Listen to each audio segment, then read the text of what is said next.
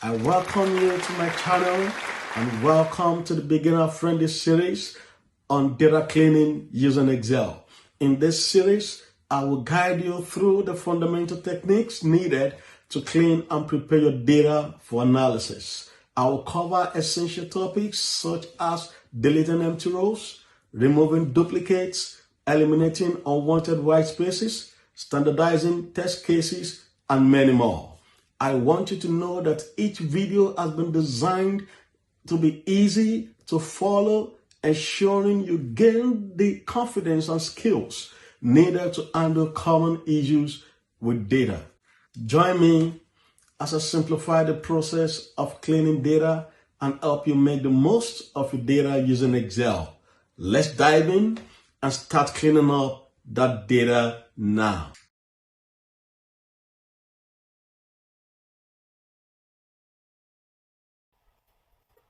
During data cleaning, it may be an effective move to start with cleaning empty rows, and this is because empty rows affect the flow of spreadsheet operations. For example, if we want to navigate a dataset from the beginning to the end, all we need to do is highlight cell A1 and press Ctrl plus Shift plus down key. We observe that the operation ends at row 75, which is as a result of the empty row in row 76. Row 76 splits the dataset into sections, and in practice, this demarcation affects the flow of operations in data analysis. For example, the working of formula, sorting, and filtering gets obstructed as soon as it gets to empty row. So what we have to do in that case is to see how we get rid or delete that row 76. We can do that using two different methods. We can handle that manually by scrolling down our data set to see where there are empty rows. For example, we found one in row 76. What we do is we highlight it manually. This way, you right click on it, you scroll down, and you click delete. So as we click delete, we observe that the empty row have been deleted.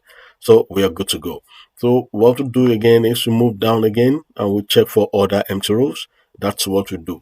This can only be done for data set that is small in size.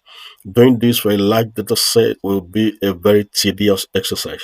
So, and of course, we may spend the whole day or week looking searching for empty rows if we have to continue to do that manually. So the best thing to do is to do the second method, and the second method is done by highlighting the old data set this way by pressing Ctrl A on the keyboard, or we may highlight all our data set by going to the top left corner here. You click it, it highlights all the data set.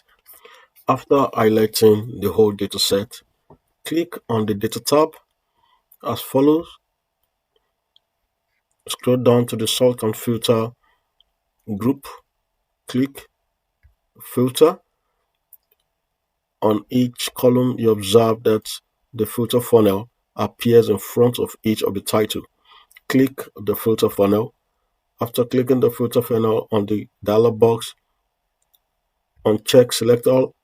Scroll down, you find blanks. Here, click blanks. Why we're clicking blanks is to select all the empty rows found in our worksheet. So click OK. You see that Excel has all the empty rows at the top of the rows here. So these are the empty rows and they are in blue colors. Other rows that are green here are not empty rows as regards what we're working on here. So what we do is we have to delete all these empty rows manually by highlighting these rows, right click and click delete row. But note, before you delete this row, be sure that you have investigated and you're sure that these are empty rows that you want to delete to avoid errors. In data analysis, it is important you investigate empty rows before you delete the rows. So now We have deleted the rows.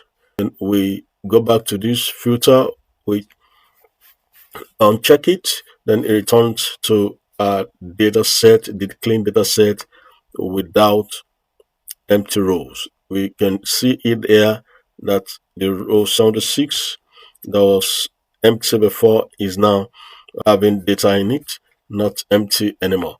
So if you scroll down, we have a clean data set without empty rows. Thank you. This is how empty rows are deleted in data cleaning. Thank you for your time. See you in the next video.